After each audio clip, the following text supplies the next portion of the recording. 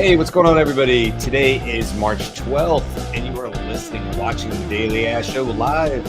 And today we're talking about AI in tourism, and not just tourism, but we're going to extend that a little bit to talk about sort of where Google Maps is going, or if you like the Apple, or all the other ones that you can use as well, not just Google Maps. So how is AI affecting essentially how we're moving around, specifically talking about tourism and some other areas as well, because it's a really, really interesting area and worth discussing.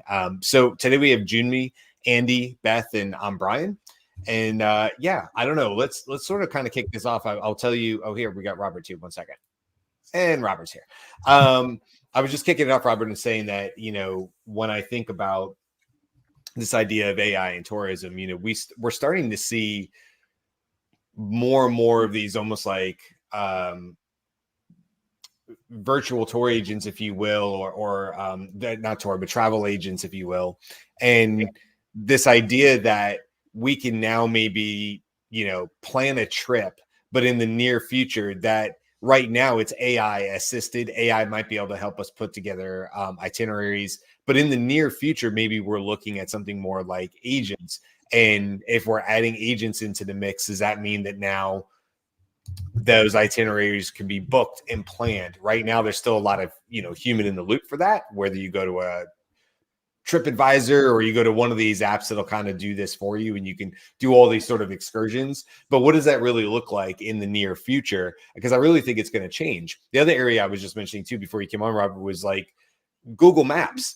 Like, I think we don't really think, as it happens and it trickles in, how much AI is affecting the near real time updates and data that we get, not only for like when we're traveling down the road, but then if we just go to a major city and we need walking directions, and how it's giving us real-time adjustments to that as well. So that's where my brain was with this. And I find it really, really fascinating. But let me kick it over to you guys. Any of you guys have either an experience with this or sort of an aha moment of maybe where this is going?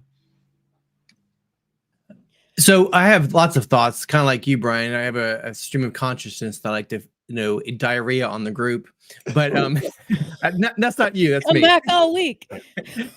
So I think my first thought is when you see that there's lots of buckets we can put this topic into, but my first thought is, it's changing everybody's ability to better search for their existing vacation, right?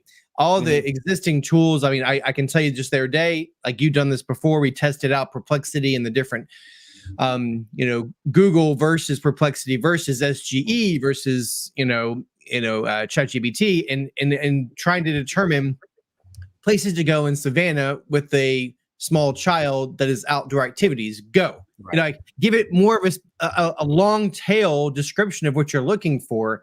And you're finding that the AI assisted searches are better at querying that, right? So that's one bucket my mind goes to. So the other bucket is the tourism industry as a whole going to be revolutionized. And one of our franchise owners with WSI is heavily involved in the tourism industry in Canada. Like, he's on the boards of many of the regional and this, that, and the other. And so he's helping those tourism organizations with their tourism partners do better with AI. Now, just like every other business, guys, the tourism industry has, bookkeeping, they have employees, they have sales, they have customer service. So, you just take the name of the business and throw it out, and AI can still create efficiencies all throughout that organization. So that's the second bucket I have is you're going to have much more efficient organizations that are in the tourism game, right? And the third bucket I come into is, what is a tourism?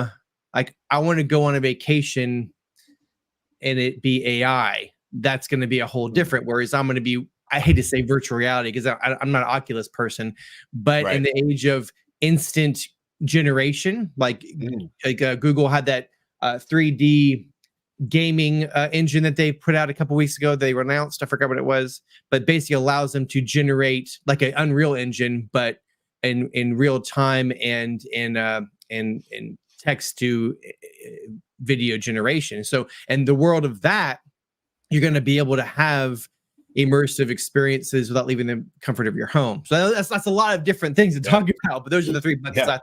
So this is something that came out when the Vision Pro first came out, and people were talking about a new kind of assistant or a new kind of service that could be offered, right? So I'm not going to go and do this thing, but I will pool together a bunch of people, and we're going to send you with your Vision Pro, and these are the things that I want. Like, you're gonna like, okay, so Brian's going to Paris. We're gonna send him with a Vision Pro, and I have these 5 things that I would like to be able to like hook in and have you go see. Oh, okay. Because that's not something I'm gonna do. Right. And maybe there's, I mean, hey, we're a podcast. What would you like, Brian, to go see so that you can see it? Right. Like that kind of stuff. You mean like record it for you? Like he's visiting the place and he records it while he's there? Is that what you're saying? It could be recorded, but if the tech isn't available now, it will be ultimately that we could like subscribe to Brian's hour of tourism. Right. And Brian will be able to hear us like, oh, no, Brian, don't go back. Go back. I want to see that painting again. Right? Like, that sounds like a nightmare for Brian. But so Brian may not actually be the person for this, but there are people who would be happy to do this for a couple hours and then have the rest of the day of the trip paid for. Right, a live stream travel vlog, essentially. Very cool. Yeah. I love that idea, Beth. And honestly, it's a cool idea. Years ago, there's a person in my life who thought it was the coolest thing in the world to go onto Google Maps and like zoom in and look at Italy, the streets of Italy. And she thought it was so cool. And I was like, yeah. And she spent hours, like to the wee hours of the night, exploring the world because never got to travel. And a lot of people don't get to travel, and expensive. And they want to see Paris. They want to see the streets of Paris. And Google Street View allowed you to do that, which is brilliant. Or Google Maps, or whatever you call it, Google World, the globe thing. Yeah, but now, like you just said, it can be much more immersive. I mean, ridiculously immersive. I love that. Okay, so let me comment on that. What we're talking about now is slightly different from using AI while you are over in a tourist destination. And what I call this is telepresence. So it's been around in the world of VR for a long time. Is the idea of being able to to be in a different location, in effect, or teletransport yourself or your point of view into another location. And I think that there's some AI attendance to that. But I just want to spin off what we're talking about here, because I think it is a very interesting option. So if I have a tourism company, and I'm going to just use Paris as a destination. So I can create a guided tour live using a combination of my staff who are going to be there on site and drones with cameras. Okay. And I also have an audience for this guided tour. It could be thousands of people around the world who have joined this particular broadcast, if you will. And then people on that broadcast are sitting at terminals, or they might have a Vision Pro if they want to get to 3-dimensional view that's being delivered by, stereopsis cameras that are on the drones and on my staff as they wander around. And so now I have the opportunity to jump around. I can control at my desktop, because I'm here in Santa Cruz, California, and I'm doing the guided tour of Paris, but I can take the drone view, I can switch camera positions, but that requires a tourism company. I think it's a great idea, and I would be very interested in doing that, because frankly, I'm a little nervous about going anywhere as an American. That's what I say. Physically, I don't really want to go there, but I would do this via telepresence. Now, there's another level of involvement where you have a sort of a collaborative process for people who are wearing a hardware device that's connected to AI. So let's say that I have a question about some destination, but I also am a humane AI pin owner. And I can say to the AI, hey, is there anybody on the Champs-Elysees right now who is also, subscribed to this idea of sharing perspective? And so please introduce me and check and see if there's someone on the Champs-Elysees who could, allow me to join them for a few moments. Like maybe there's a time limit, or, that person, is willing to do it for 1 minute or so on. And now I have a cooperative system that's hosted by AI and AI hardware devices that gives me telepresence immediately, even if I'm not part of a guided tour. That's Andy, amazing. it's a really good thing that we don't have any viewers, because everybody's been stealing all of our great ideas and making millions. Greg is here. Another $1 million idea. Greg That is sounded to probably me like a Pokemon Go, but humans. You know what I mean? Like you're on the Champs-Elysees if you're there in person, and you're like going and finding people who also have like AI pins on, who are there to answer questions. It's kind of like side quests. Like you're taking side, which is not a bad idea. It's a kind of a cool idea, whether you're doing it virtually or you're doing it there in person. It's a cool way of looking at AI and looking at tourism and just flipping it on its head, which is super cool. We on one of the shows, sorry, I don't have them all memorized. We do a lot of them. We were talking about a dating proxy kind of service where your AI would talk to their AI and you'd go back and forth, and then you'd like be able to meet in person, having your AI vet each other, so you're more likely to be compatible. This is like that, but not for dates, right? Like, hey, I'm over here. My humane pin is saying I'm over here. You're talking to this other person, like, hey, is this a good time? No. Okay, let's find somebody else. Or yeah, that's awesome. I just found the most amazing coffee. I'd love to talk to you about it. Right? See, I mean, this is a great example. I love it, Beth. This is a great example to me of uncovering areas where I think AI is going to bring more people together, not separate. And look, there's plenty of ways that AI will also continue to put us in silos and make people feel more lonely. I mean, we see that with social media, for all the good that maybe social media brings to light. It has the yin and the yang. But I think this is a good example of maybe where the I just like Greg's. Yeah, sorry. Greg, who's listening to us, is also registering new domains on all our $1 million ideas. Which I love the idea that somebody would become a millionaire from listening to the show. So I'm totally fine with that. And if it should happen to anybody, it should happen to Greg. Just remember the little people, Greg. Just remember the little people. Okay? Talk to Greg about live proxy, okay? Sorry, I caught my eye. That was funny. But anyway, I think this is a great idea. What I'm saying is just a great example of maybe bringing people together, because you're right, I am going to be going over to Paris with my family in and around the Olympics, not totally the Olympics, because it's not because it's going to be nuts, it's just prices are nuts. So we'll be there for like a little bit, but we'll also be there for quite a few weeks beforehand, and we fully intend to get on our feet and just start walking. That's what we did over in Europe years ago. My family and I loved it. We used to take we love to take graffiti tours. That's something everybody in my family actually loves to do. I go to other countries. I love spraying graffiti on other buildings. It's amazing. You're right. I didn't know I was the only one that did that. Not me. No, I love seeing graffiti art. I will say that, like whether it's commissioned or just, I just think it's really cool. We have artwork all through our house, not in this room. That's all graffiti art and stuff like that. It's just something my family and I like. And it's something you can bring back that's different from the place you visited, And so anyway, the idea of being in Paris, which is a very, very planned out city, probably the top result that people will come back to is like, what does a planned city look like? You just have to look at Paris from above and its hub and spoke system. And you're like, oh, that's a planned city for sure.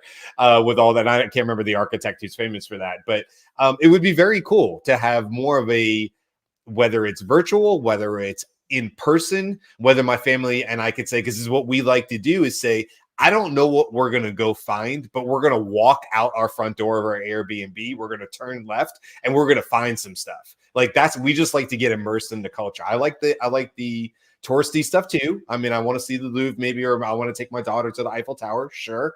All that. But also I like to just turn a corner and see what happens, and then like, oh, that's a cool shop. Let's sit there and have a cup of tea or something like that and just people watch or something, which we used to do in Berlin. So this is getting it's a cool idea. It's a very cool idea. Yeah, so this is getting back to what you can do with AI today that you couldn't do 2 years ago. Yeah. So I'm going to go abroad. I think in July I'm going to go to Spain, and Nice. with my wife. And now I wouldn't want to do that without either the glasses, right? Or my rabbit. You're a rabbit. You already Or- have it? I knew I was coming. Not yet, I knew no. it was coming. But it's going to come. It's going to be here by then, right? It's going to come next month sometime. So my rabbit would be sufficient, or AI pin would be fabulous, because then you can take pictures and create memories and also ask questions and video. All right. You sold me. You sold me. I'm getting the AI pin. Yeah, Okay, AI hold on. pin. Let me do my impersonation of Andy with a rabbit. let me. Oh no, it's very small. Spain. Very Spain. Spain. No. So, all you do with the rabbit is it's got a camera in it, right? And I'm going to hold it up and say, okay, here's where we are. Tell me a little bit about the history of this square where we're standing. And Yeah, then I it's agree gonna with that. speak to me about that. That is I hate the expression, but game changer. Like it's a tourism changer. I can see I'm why gonna that have would my be fun own for tour you. guide. Remember, you've Mhm. gone to these places, and I just for you, where you have to rent a little thing. You put on the earphones. Yeah, I remember and that. you go to Yeah. each station and attach. That is so ancient history at this point. Now with Yeah. AI. Okay, so I definitely see, back to the tourism in the age of AI, Andy, you made a really good point about using existing tech to accentuate your experience with, if you're a history buff, you want to understand. I don't like doing that stuff. I'm too antsy to sit and listen to what happened years ago, but I know lots of people do that. And there's lots of ways to do the headsets and the different services. So I definitely think that's a huge value. I love that. My thinking is translation, right? Yes. So I know you have Google Access and Google Translate, but that's a little bit quirky. If you can have a conversation with somebody, but the glasses would be really amazing, seamless. I could order French croissant without worrying about how to actually say it right and have the French look at me like I'm American. That's very good. Yeah. I want a screen grab of Robert saying Okay, so AI pin, and now that you're going to get one, Robert, you should know, and you've probably seen, they have a very aggressive advertising campaign now on social media and elsewhere. And one of the impressive demonstrations of it is there's a person sitting with a bunch of people in China, and he presses his pin, says, "What should I order here?" And it translates that and says out loud to the people around him in Chinese, "What should I order here?" And they all are excited that now they can hear what he's saying, because they've been trying to, do sign language or whatever with this friend that they've just made in this restaurant. So yes, translation, perfect. Another leg of the tourism applications. It makes it easier for you to feel comfortable and safe that you can have an exchange with someone on the street, even if they don't speak your language. And these new AI translators are going to make that possible. And we know that these are going to only the latency on translation it continues to drop and drop and drop, and it will be near real time soon, whether it's the glasses, the pin, or just holding up your phone. We're almost there now. So the idea of there not having to be this weird, awkward pause of this is what I said, wait, translate, this is what he said, and that's fine, because I've used it. Well, we've used it many times traveling abroad and stuff like that, where we just simply couldn't speak the local language. Being in Athens, Greece would be one of the places I would bring that up, where it was difficult. All the street signs are not even using the same letters that I'm used to. At least in German, I can take a whole word and go, that's like 5 English words in there, and I can kind of, it's okay. It's a bakery, right? And they sell whatever. They sell bread. It's a bread bakery. Got it. I can kind of work that out. When we were in walking around the streets of Athens, it's old, it's different. The signs are kind of somewhat rubbed off, and they're not even the letters that I'm used to seeing. It's a whole different alphabet up there, which made it very, very difficult. And now you think you can just pick up your phone and it'll auto translate the sign for you, which we used to do even in 2017. But now even being able to get to that translation, to that, here's another thing AI can do today that it couldn't do back when I was traveling in 2017. What am I looking at? And now we know AI can process that image and come back to us. I just did that on Google Pro 1.5 Pro. I was using the other day. I'm like, what am I looking at in this photo? And it's like, oh, you're looking at It was Wrocław, Poland. I pulled up an old photo from Wrocław, Poland, and it was nondescript. It was just it was a street corner in Wrocław, Poland, and it's like, that's Wrocław, Poland, and that's this is in this particular plaza, blah blah blah blah blah. And there was nothing famous that I'm aware of in that photo, but it knew where it was. So really, really cool ideas here. Go ahead, Beth. So Google Lens has probably been able to do something like that for a while. What AI brings to it is a continuity of the path, right? So a longer conversation. So you could say, hey, I'm looking at this map and this is my a you are here kind of thing.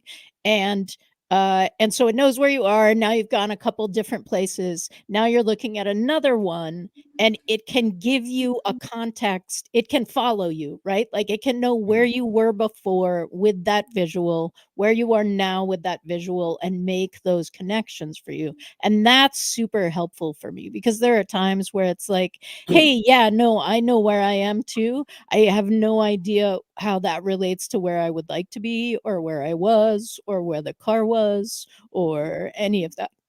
Like something that follows me around with me and is like, yeah, no, I got you. I can get you home. It's cool. Go explore. Right. That's super helpful for me. It brings a lot of peace of mind. I'm excited actually on the other side of things for the places that are plagued with tourism. So I have a slightly different perspective. I think in some places that are heavily traveled, tourism is not necessarily a good thing. So if anybody didn't know, I'm from Hawaii, and tourism has been nothing but an addicted drug that our community has been, on for decades. But I'll leave that there. The highlight, the things that I'm regarding AI that I'm hopeful for is people management. So there's AI programs where that are being implemented to manage tourism and tourists in and out of your area. So a lot of this came out of doing a lot of management when it came to COVID and managing testing and all those kinds of stuff, especially now that, it's been ramping up after the initial couple of years. And things like tourist tracking, in the sense of knowing sort of like heat map kind of concept, where you know where they're traveling, what's their main routes, what can you do to adapt to minimize the impact of tourists and tourism in any particular area, which I think would be helpful, like in the Paris example, of dealing with, or at least streamlining, the hours-long lines that set up for the Louvre, and places like that, because that can be an all-day affair just to go see one place. So while I'm not necessarily against people traveling and educating themselves and appreciating a location, I think tourism as a whole has a lot of problems, right? The whole institution of it, or the industry of it, and that is where I think AI can apply the most help, when it comes down to like one of the companies that was monitoring or building up a tool to allow for streamlining of flights to minimize, fuel usage, and how many jumps people have to go through to get to their location.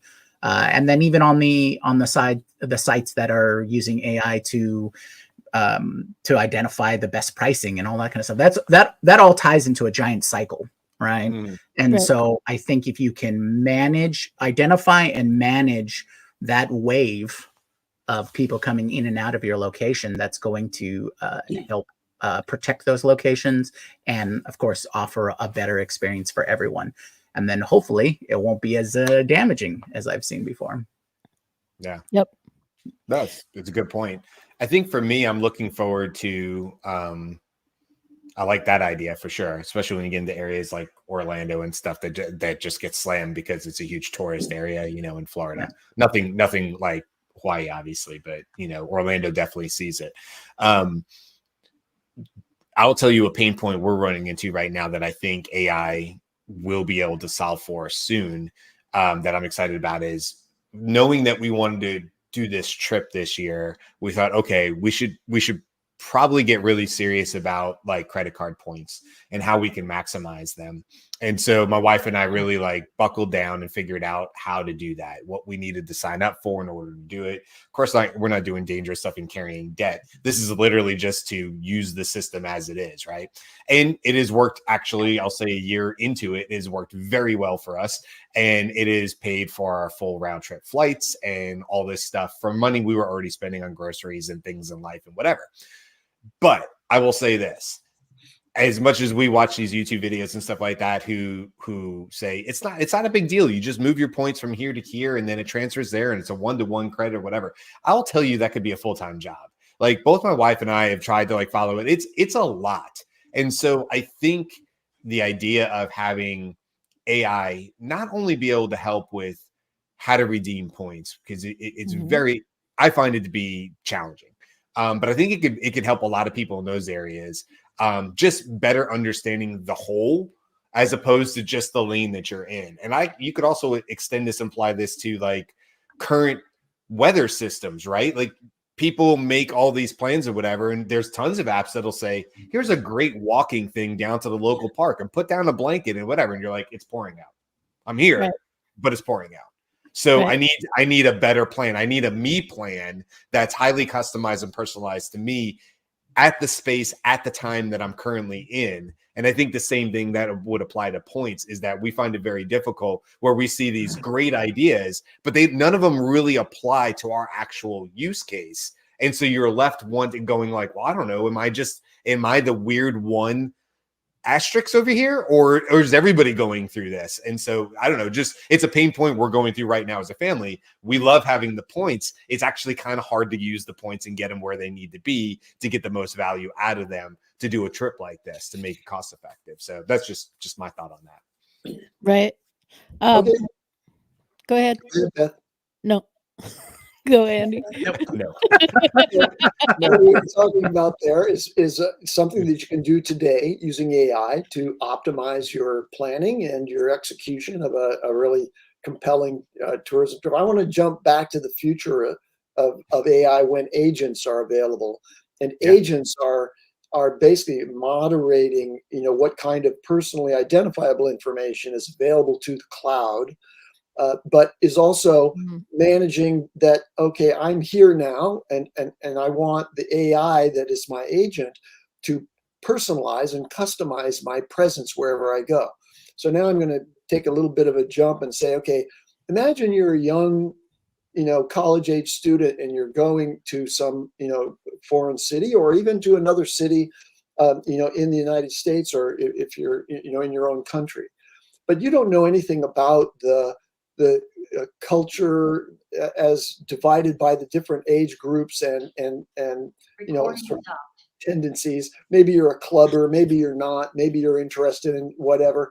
So now I'm willing to have my agent reveal my presence in the city, but not any identifiable information, just that I have this profile. It's a very superficial profile, but there's other people who are connected via these agents who are in the city all the time.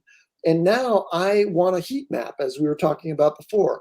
The AI is like ways for people, like not just cars traveling on roads, but ways for people and where they are right now and what's going on in this group. So I don't really want to go hang out with, a cohort that's, or at a location that's a cohort that doesn't include my people, like my age group and the people who have the same kinds of interests that I do.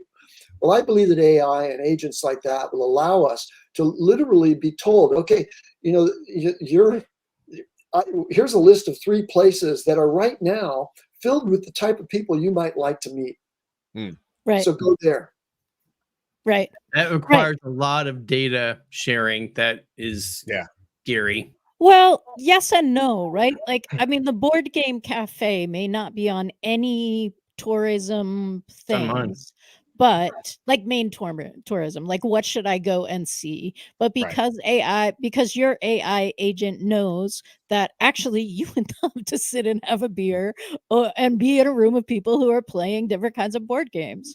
So that AI then says, Robert, actually you're 5 minutes away. Like, this is what I recommend that you do if you want to take a break. First off, how do you know I like board games? How'd you know that? We scrape all the data from 152 episodes, Robert. 152 episodes. That's how. I have over 150 board games. So I'm a big board game nerd. So I love it. Yeah. So I love the idea. Going to other cities and going to board game cafes and playing board games. That'd be awesome. Yeah. Anyway, sorry.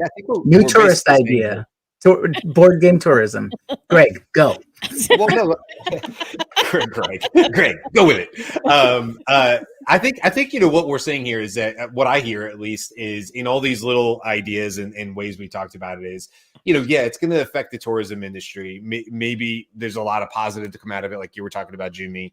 I like this idea of, a lot of what we see from AI is being able to get hyper personalized, finding the areas and things that really intrigue us or pop up. And look, a Travelocity or a TripAdvisor type app is going to have to play to the masses, right? And so you're going to get the top 10 most visited places in Paris and in London, whatever, name a city, it doesn't matter. New York, you're going to get the same things or whatever. And it is hard to find the alternatives. We, by chance in New York City one time, came across, I think because it was just on the Google map. It was like this tiny, and you get to zoom in on Google Map, and it's like Harry Houdini Museum. And we're like, Harry, that sounds not on any list of anything we ever saw. It was just happened to be on the street we were on. And we went in this thing. We went up these stairs and down this corridor. And then not where you would expect a museum to be was this small Harry Houdini museum. And we spent 45 minutes to an hour in there. It was free. And it was like a little magic shop in there, whatever. My daughter loved it. She was probably 9 at the time or something like that. And I just think wow, we would have totally missed that had we just happened to be looking on the map. But I think those are the kinds of experiences of the board game cafe that they're going to come up to the surface much more frequently. And I don't know, Jimmy, maybe that goes back to what you're saying about not overloading the same 10 places, be it Hawaii or the islands or something like that, where everybody's going to, because that's all they know to go to. Instead of saying, no, we have these amazing ecological tours where you can learn about this or that or whatever. And that's just down the road. And you might be interested in that too, based on what we know about your data. So it's a very cool idea. And I definitely think this whole industry, that's why I thought it would be a cool topic for today, is just where is this going? Does it put travel agents out of business? I don't know. I think like anything else, they're going to get really savvy about using these AI tools, and they're still going to be able to help you set up some really amazing, trips. So one last thing that I would like to make a plug for, it sort of exists, and it would be so great if other people were joining in on this. And I'm sorry, I'm spacing the name of the apps, but it's basically Wayze, Wayze, like Randy was talking about, for people based on interest and age, for people who need accessibility. So basically we're talking about people who have anybody in a wheelchair, including yourself, or a stroller. Right, because they have a common need, and when places get rated as handicap accessible, they tend to get rated that first time. So when the pavement breaks at the bottom of a thing, or they did a cool thing where they put a little code on the door that you can't get to with the wheelchair, but it does have that wheelchair door thing. Yeah. Nobody paid any attention to that. Or, oh my God, New York City, I don't know, 3/4 of the subway is no longer is accessible, quote unquote, but not functional. Right. So those kinds of things could be real-time data shared between communities who need that. And AI does that beautifully, right? You just walk by something, you're like, wow, that's not at all handicap accessible. That ramp is screwed up. You take a picture, you upload it, and now you're on about your day. And that's just so helpful. So we're seeing that with the EV charging network. I run into that same thing. Thank God for people taking pictures to show that where the things are, because half the time you're like, where do I charge my car? And they're like, I don't know, it's here somewhere, and it's just showing a parking deck from above. You're like, Thank God people take pictures and they're like second floor by the elevators in the corner. You're like, oh, thank you. So it's that same kind of concept, you know, people being able to help each other very quickly in that way. Sorry, Andy, you want to have the last word here and we'll wrap it up? I was going to say, I'm going to make a generalization that follows what Beth was saying, is that I think AI is going to allow for the convening of communities that are made up of people who have connected AI, deliverable interaction. It's going to create communities on the fly, right? If you're right now you have to sign up and become a member of some community out there if you're going to have this information exchange. Now you'll be able to say, hey, AI, I'm interested in X, and it's going to convene a number of other people who are either nearby or who have a common interest, and sort of introduce that and create that community. You just you keep on bringing this up, Andy. It seems like you should develop this. It sounds like your mind likes to have shared experiences in tourism. I think that should make that happen. And on that note, we're way past time. Jimmy, what are you doing? You're I'm gonna go make that happen now. See. Okay. Well, once again, we've created $1 million ideas here. If you're not listening to this show, I don't know what you're doing, because we're making millionaires. We're practically minting money at this point. Right now, so keep coming back all week. We're solving problems. No, this is a fun conversation. I think this one we'll definitely circle back to is, like new innovations in these areas come out, or maybe when the rabbit, or, as much as I make fun of it, maybe it'll be great. You made the pin. We're still not sure about that. That has to be shipped. The glasses are out there right now. So be curious to see what people are doing wearing the glasses. Rabbit's coming. Rabbit's coming. I know. God, we'll see it. Here's what I will say. When the rabbit hits Andy's house, we will know about it, because we will have a show about it, and he'll be telling me all the reasons I'm wrong and I've been giving him crap about it. So, okay, that's it for today. We'll see you guys tomorrow for the news. Come on back and find out all the amazing stuff that's been happening in the last week. That's what we'll be hanging out and talking about tomorrow. Until then, I see ya. Aloha. Friday.